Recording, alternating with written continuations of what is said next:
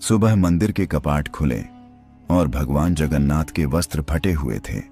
आंखों के पास खरोंच थी, पर मंदिर में कोई आया ही नहीं था।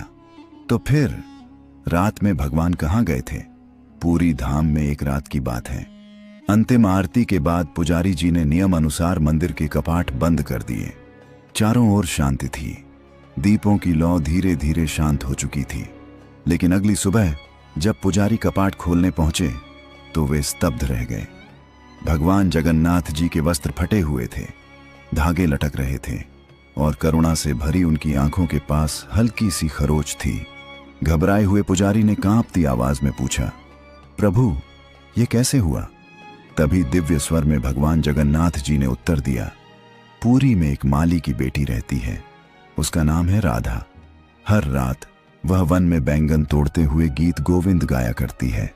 उसकी भक्ति इतनी सच्ची, इतनी निष्कपट है कि मैं हर रात उसकी आवाज से आकर्षित होकर अनजाने ही उसके पीछे पीछे चल पड़ता हूँ। रास्ते की झाड़ियों के कांटे मेरे वस्त्र फाड़ देते हैं, मेरे शरीर को छू जाते हैं, लेकिन मुझे कोई पीड़ा नहीं होती, क्योंकि उस क्षण मैं उसकी भक्ति में पूरी तरह लीन होता हूँ। यह सुनकर पुजारी की आंखें भर आईं। उन्होंने तुरंत राधा को मंदिर बुलाया। स्नेह से बोले, राधा बेटी, अब से तुम यही गीत गोविंद प्रभु के सामने गाया करो। राधा ने सिर झुका लिया और मंदिर में गीत गोविंद गाने लगी।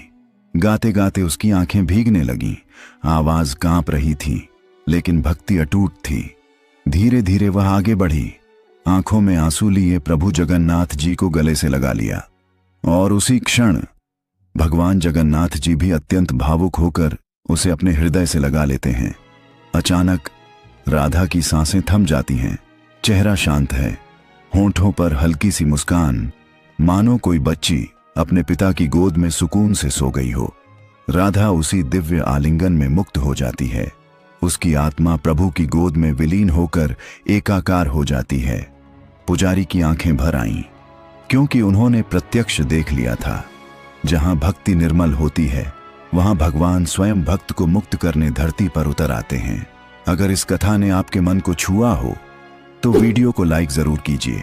ऐसी ही दिव्य और भावपूर्ण कथाओं के लिए चैनल को सब्सक्राइब करें। इस कथा को अपने परिवार और मित्रों के साथ शेयर करें, ताकि भक्ति का यह भाव औरों तक भी पहुंचे। और कमेंट में लिखिए, जय जगन्नाथ।